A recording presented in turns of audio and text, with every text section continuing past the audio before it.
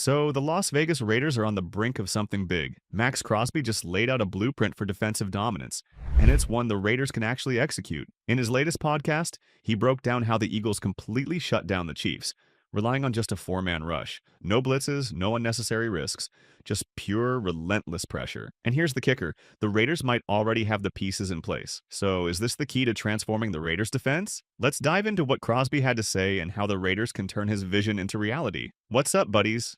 Welcome back. If you are new here, make sure you hit the subscribe button. We cover all AFC West news here on this channel. On the latest episode of the Maxx Crosby podcast, the Las Vegas Raiders star pass rusher shared his thoughts on how the Philadelphia Eagles shut down the Kansas City Chiefs. Crosby believes the Raiders should adopt a similar strategy. Here's what he said. Bring four the entire time, and they were beating them up. Killing them, bro.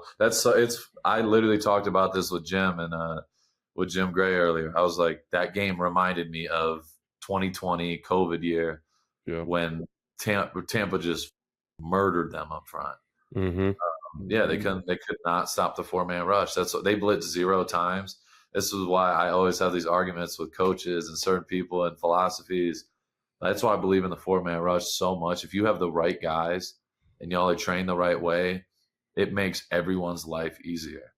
If you have 7 guys in the back and you're allowed to go back and cover and double some certain guys and, you know what I mean, give them different looks. If you're having to generate pressure all the time, eventually people are going to start figuring your shit out. You know what I mean? Because there's a lot of holes in the back end. So I think just seeing what Philly did, they had the number 1 defense, number 1 rush game. They just dominated, and they got the players. The players game, period. And they got great coaching. And it was put on full display. They literally did the same thing all year, bro. So Maxx Crosby is making a solid point. He's highlighting how the Philadelphia Eagles stuck to a 4-man pass rush on nearly every play against the Kansas City Chiefs. In fact, the Eagles didn't blitz at all in that game. They relied entirely on a true 4-man rush, dropping 7 defenders into coverage, mostly playing zone. And the Chiefs just didn't have an answer for it. And basically, Crosby's absolutely right. What's crazy is that the Raiders aren't far off from being able to do something similar. Their defensive line is already really strong, and we saw that firsthand during those 9 games under Antonio Pierce. The Raiders dominated defensively, and they didn't rely heavily on blitzing. Instead, they focused on getting after the quarterback with just 4 rushers. Now, they did blitz a lot against the Chargers, but outside of that game, they primarily stuck to a 4-man rush. And it worked. Guys like Malcolm Koonce, Adam Butler, and of course, Maxx Crosby led the charge, with other players rotating in and out. That approach brought a lot of success. What Crosby is saying holds true, especially when you look at what the Eagles have done.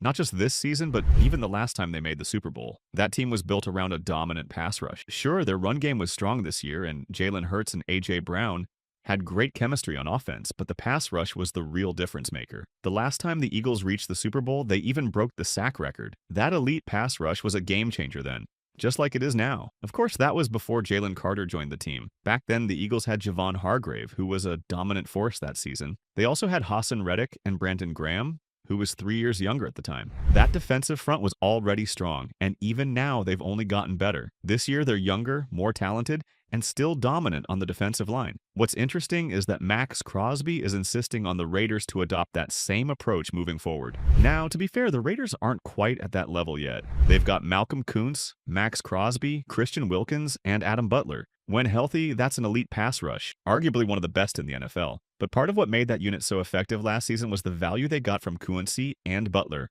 on team-friendly contracts. That's going to change. Butler's next deal will likely fall in the $7 to $10 million range, and Koonce is expected to earn more than $10 million, potentially even $20 million, according to SpotTrack. So there's no guarantee the Raiders will be able to keep that unit intact. But what if there's a way to maintain an elite pass rush? Maybe they bring back Butler, and if Koonce leaves, they could replace him with a player like Abdul Carter, James Pierce Jr., or Shamar Turner from Texas A&M.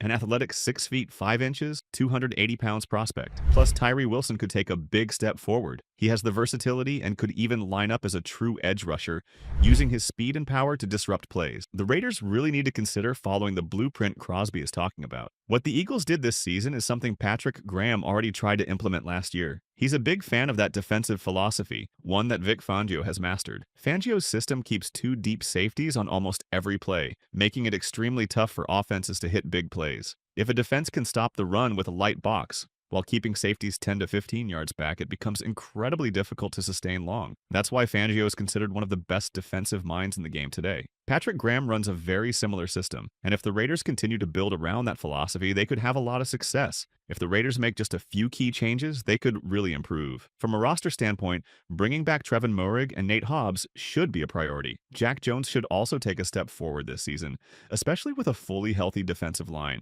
If the secondary stays healthy, Jones should perform even better. Plus, Jacorian Bennett showed promise in the time he played last year. If the Raiders add another defensive lineman, maybe a defensive tackle with their 6th overall pick, or even in the 2nd round, where there are plenty of strong options, it could make a big difference. So we have argued before that the success of the secondary and linebackers often depends on the defensive coordinator. That's why some cornerbacks look elite in one system but struggle in another. We've seen it happen with players like J.C. Jackson. He thrived under Bill Belichick but wasn't the same elsewhere. Trevon Diggs also had a rough year when Dan Quinn wasn't coaching him. This pattern repeats itself with many cornerbacks. Pass rush, on the other hand, is different. You can't just plug in a guy like Tyree Wilson and expect him to produce like Maxx Crosby. If Wilson is your top pass rusher, the defense is going to struggle no matter who's coaching. That's why the Raiders need to prioritize adding talent to the defensive front. The secondary can be adjusted with later round picks and good coaching, but pass rushers need to be elite. Maxx Crosby understands this, and the Raiders should take it seriously going into next season. Speaking of Crosby, here's an update on him. He recently said his rehab for his left ankle injury has been going well, and he's in a great place. Crosby is the heart of this defense, and having him at full strength is crucial. The good news is that he's about to start ramping up his training again, and that's exactly what the Raiders need at this time. Looking ahead, the Raiders have some big decisions to make. They need to retain key defensive players and find a quarterback who can keep them competitive. Some names being floated include Aaron Rodgers, Matthew Stafford,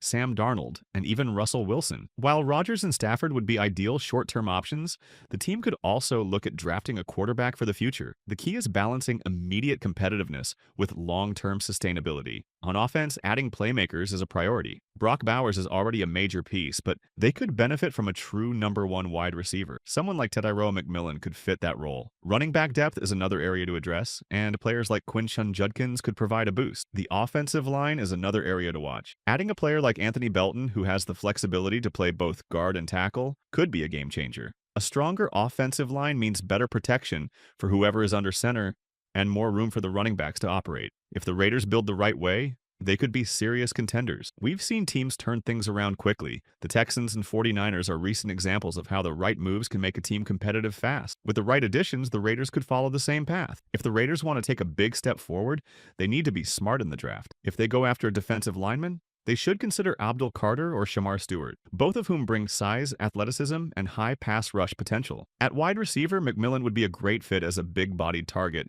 who can win contested catches and create mismatch. He could be the true number 1 receiver the Raiders need. As for the offensive line, Anthony Belton is an intriguing option who could start at guard before transitioning to tackle. Adding him would bring immediate help to the trenches. Another major storyline is the culture shift under Pete Carroll. The former Seahawks coach is known for keeping things fun, which is a stark contrast from Josh McDaniels' rigid approach. Stories about Carroll pulling pranks and keeping the locker room loose highlight the kind of environment he fosters. That kind of atmosphere can go a long way in building a winning culture. Carroll might not be in Vegas long. His contract is for 3 years with a possible 4th-year option. That makes it even more important for the Raiders to capitalize on his leadership while they have him. And Maxx Crosby's insights on the Eagles' defensive strategy should be a blueprint for the Raiders moving forward. If they can replicate that approach, improve their defensive line, and make smart roster decisions, they could take a major step next season. So the offseason will be crucial. We'll start hearing more about free agency soon, and the Raiders will need to be patient as well as aggressive. Stay tuned for updates as we move closer to the draft and free agency period. Let me know what you think. Should the Raiders follow this blueprint? Drop your thoughts in the comments.